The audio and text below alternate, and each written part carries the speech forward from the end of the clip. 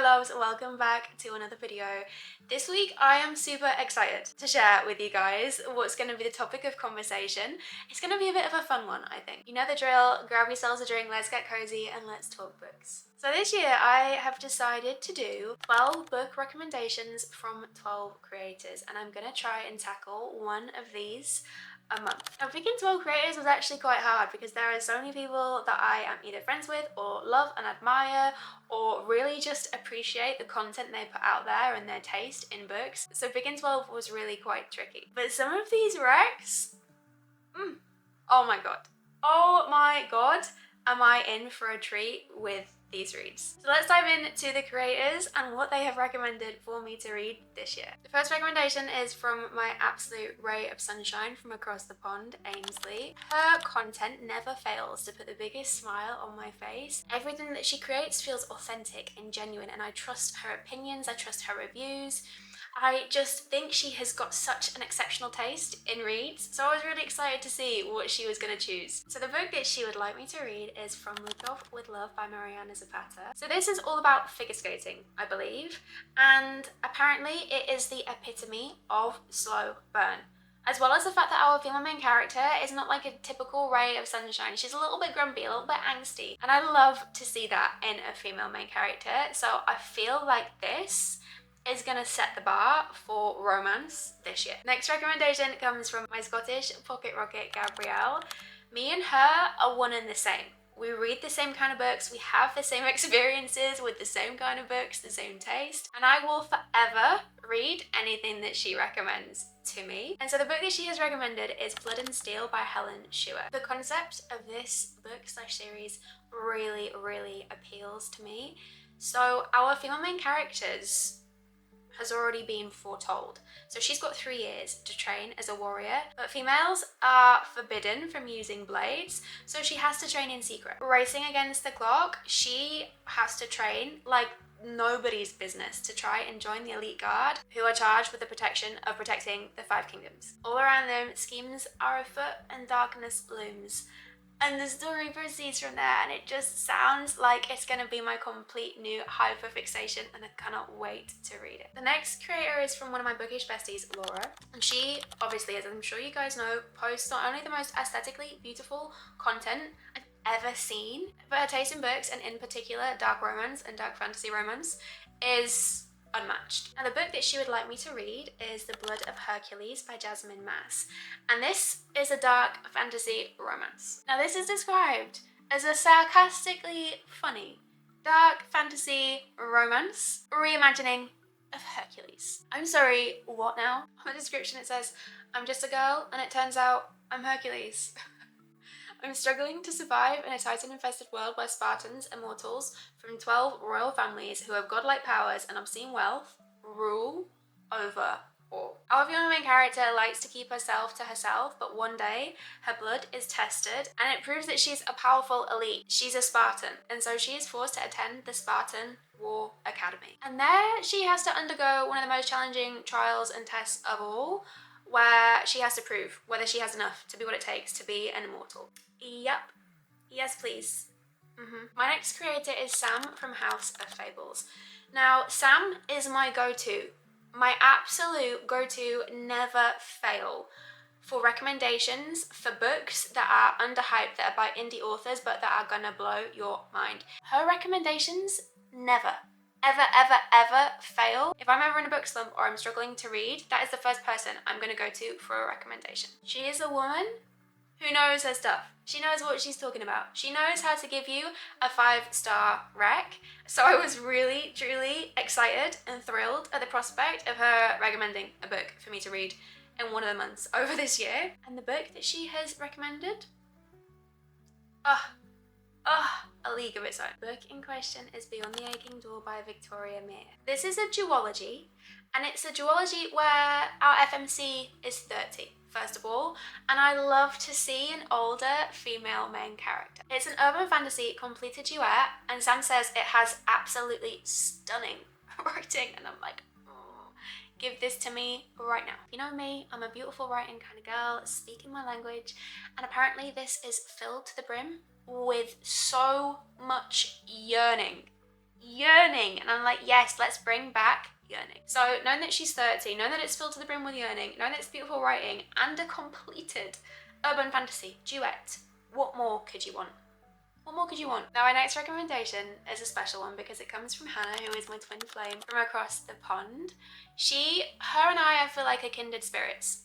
Every single book that we read, we have the same experience with. And I'm not talking about like, oh yeah, we both gave it 4 stars. We have the same profound thoughts, feelings, and emotions to everything. She's an Aquarius girl. She is my angel on earth, and I love her to the depths of my soul. Her taste in books is just the creme de la creme. We both love reads that emotionally wreck us and make us feel, but she's also a dark romance girly, and we have both recently started the Gods of Legacy series and both loved it. Both had a really, really great time. She said to me, she was like, I'm gonna recommend you a dark romance. I'm gonna recommend you a dark romance that I think is better than God of Malice. And I'm like, okay, if anyone can recommend me a dark romance that I'm gonna love, it's her. So she's recommended The Ritual by Chantal Tessier. Now, let me just read you a little bit about this book.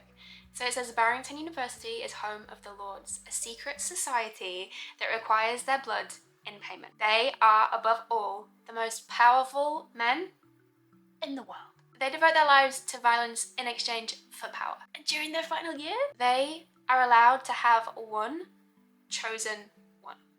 One chosen one. I'm unwell. Yeah, I think we're in for one hell of a ride with this read. Next up, we have got Bronte. Bronte is one of the OG booktokers. I have followed her forever. I've always really admired her and her content and her taste in books. She is always recommending the most diverse, beautifully written kind of books, and that is what I need to fill my TBR with more of. One of the things that I love about her and her recommendations is that she is always honest with her experience and her review of a book. And so I know full well if she loves and adores something with her whole entire heart and soul, the chances are I'm probably gonna love it too. So the book that she has recommended is The Blood Trials by N.E. Davenport, and this sounds absolutely incredible. Now, you guys all know that I love The Grey's Year, and Bronnie says apparently this is The Grey's Year mixed with Divergent, and I'm like, okay, because that combination sounds dreamy as hell, and I cannot wait to read. Apparently this is supposed to blend fantasy and sci-fi in a fast-paced, action-packed, completed duology, which is all about loyalty and rebellion, where this young woman must enter into these deadly, terrifying trials within a society that is filled to the brim with misogyny and racism and is stacked against her. I have a feeling that it's going to move me and also transport me into a different world, and I just can't wait. My next recommendation is from the lovely Alina. She has got a really well-rounded, exceptional taste in books, so I was really intrigued to see what she was going to pick out for me. And she chose Blood Over Bright Haven by M.L. Wong, and she said this is one of her favourite reads of 2024, and she cannot not recommend this book to me. I am currently in the middle of reading The Sword of Kaigan by M.L. Wong, and I just feel like that book is gonna ruin me emotionally. I just know it. I just feel like it's gonna leave an imprint on my soul. And I've heard incredible things about Blood Over Bright Haven. I've heard this is like a 6-star read for people. And if it's one thing I am always in need of, it is 6-star recommendations. Now, what I have heard about this book is that it's best if you go in blind. Do not read the synopsis. Don't know anything about it. Just go in with blinkers on, go in blind, and let it transport you and let it move you. So that is what I plan on doing with this read. The next creator I'm going to talk about is the amazing Emmy. Her recommendations are absolutely brilliant. She reads a lot of YA, and she also reads a lot of like indie, underhyped reads. So I knew that I was in for a treat with whatever she was going to recommend me, because it was going to be something that I hadn't heard of, something that does not get enough hype and enough love. She reads some absolutely unique belters of books, and I just love the recommendations that she gives. So the book that she would like me to read is Shardless by Stephy Fisher. So on Temperance, time magic is outlawed, and suspected time mages are hunted. Then on the other side of things, you've got humans who are second-class citizens and are shunned by the immortal fae that live on the island. They even have a name for their kind, and it's shardless. Now, Talia is one of the lucky humans. She is taken in by a noble fae family, and she's lived a good life. But then she has an accidental brush with magic, and it has deadly consequences. And that's where the story proceeds from. And I'm intrigued, I'm invested, and I want to know more, and I want to read it right now. Next up, we have got Ella. She is joy personified. She truly, truly is. Her energy is infectious, the way that she comes across in her videos. She has got one of the most beautiful souls I've ever seen, and that really comes across in the content that she creates and makes. And I just knew that whatever she was going to recommend was going to be something really special. And so the book that she has recommended to me is The Wrath and the Dawn. I immediately got her recommendation and went on Goodreads to check it out and to see what was what. Where have I been living my whole life? This has got over 100,000 ratings. Where have I been? Why have I not read this book before?